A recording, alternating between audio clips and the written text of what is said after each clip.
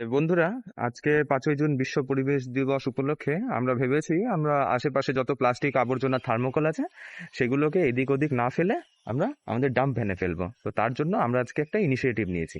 আমাদের দ্বিতীয় ইনিশিয়েটিভ হচ্ছে জমা জল ফেলে দেওয়া, কারণ বৃষ্টির জল জমলে তাতে ডেঙ্গুর মশা হয়। একটু দেখাও কাছে নিয়ে গিয়ে, দেখতে পাবে ছোট ছোট মশার বাচ্চা কিলবিল করছে এতে।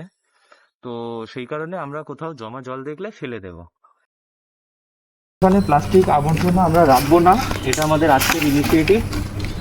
তো আমরা এইভাবে ময়লাগুলোকে পরিষ্কার করব, করে ডাম্পে ফেলে দেব।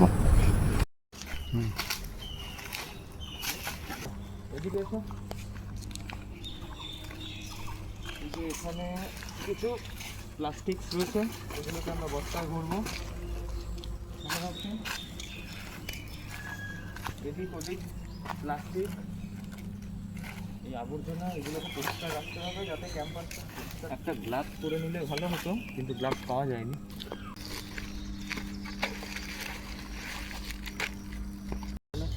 তো এইসব আমরা কালেক্ট করব যাতে পরিবেশটা পরিষ্কার থাকে।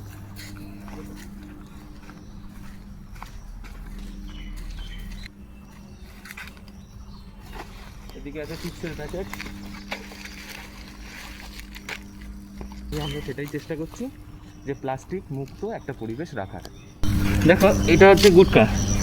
একটা মানুষ দিনে 30টা গুটকা খাবে, 30টা প্যাকেটের টুকরো এখানে ওখানে এখানে ওখানে ফেলবে। তো এটা তো করা যাবে না, যে কোনো এক জায়গায় ফেলতে হবে। গুটকার সমস্ত প্যাকেট যে খাবে খাক, নিজের পকেটে রাখবে, দিনের শেষে একটা ডাস্টবিনে ফেলে দিতে হবে। সমস্ত ছেঁড়া টুকরো যেন পকেটে জমে।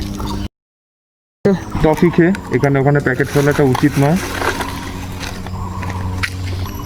এই যে বন্ধুরা দেখো, এখানে প্লাস্টিক, মাটিতে এতটা প্লাস্টিকটা ঢুকে গেছিল। এর অর্থ হচ্ছে দীর্ঘদিন প্লাস্টিক পড়ে থাকলে আস্তে আস্তে মাটির স্তরের নিচে চলে যায়, যার কারণে কি হয়, জল জমে যায়। জলের যে পকেটগুলো সেগুলো বন্ধ হয়ে যায়, যার জন্য মাটির তলায় জল স্তরটা যেটা কমে যাচ্ছে।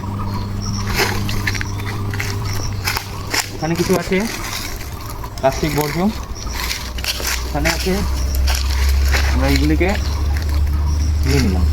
এই একটা বোতল পড়ে রয়েছে বন্ধুরা, এখানে ওখানে ছেঁড়া চটি, ছেঁড়া জুতো সব এখানে ওখানে পড়ে রয়েছে।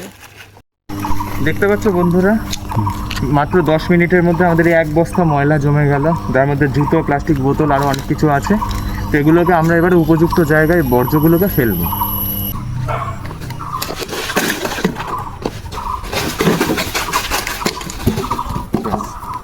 এই উপযুক্ত ডাম্প ভ্যানে উপযুক্ত জায়গায় আমাদের ময়লা ফেলতে হবে, যাতে আমাদের পরিষ্কার পরিচ্ছন্ন থাকে।